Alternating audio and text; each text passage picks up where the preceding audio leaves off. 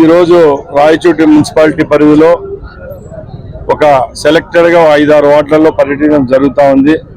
ముఖ్యంగా ఎన్నికల ముందు ఏవైతే హామీలు ఇచ్చామో, ఎక్కడైతే రాయచోటి పట్టణంలో తాగునీటి సమస్య, రోడ్లు, డ్రైనేజ్ ఈ 3 దాని మీద ఒక స్పెషల్ డ్రైవ్ పెట్టుకుంటున్నాం.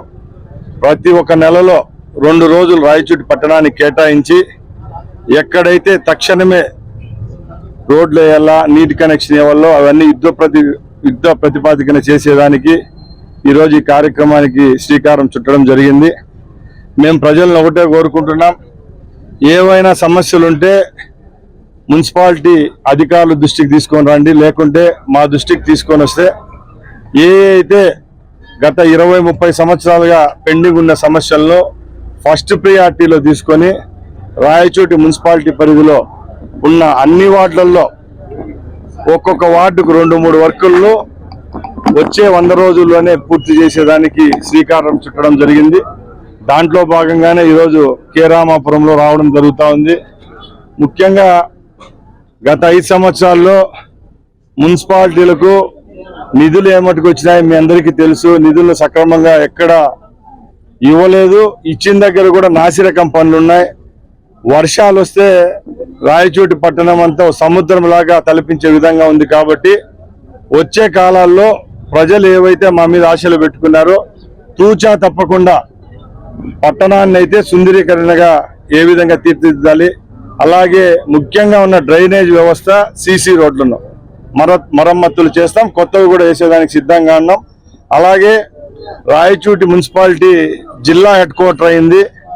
ముఖ్యంగా దీని అంతటిని రోడ్లో ఈ టౌన్లో ఉన్న రోడ్లన్నింటినీ డ్రైనేజ్ అనేది ఒకే ప్యాకేజ్ కింద తీసుకొని వచ్చి ఒక మాస్టర్ ప్లాన్ అనేది ఏర్పాటు చేసుకొని ఎక్కడైతే రోడ్లు వెడల్పు చేయాలో ఆ వెడల్పు చేసేదానికి కూడా ముఖ్యంగా నేను ప్రజల యొక్క మద్దతు కోరుతున్నా.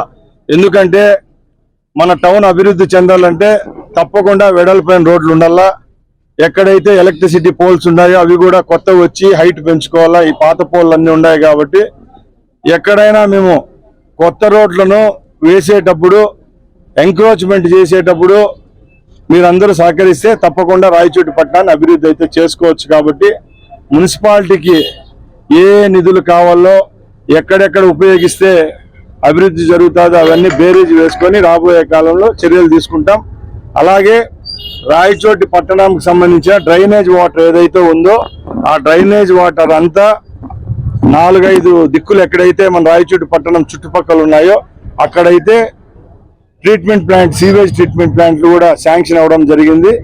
నదుల్లోకి వదిలేటప్పుడు తప్పకుండా ఆ నీటిని శుభ్రం చేసి, మాండవ్య నది అనుకోండి, చిన్న చిన్న చెరువులకు వదిలేటప్పుడు కూడా అవి ప్యూరిఫై చేసి బయటకు వదలడం జరుగుతుంది. ఎందుకంటే వందలాది కాదు వేలాదిగా బోర్లు ఉన్నాయి రాయచోటి పట్టణంలో.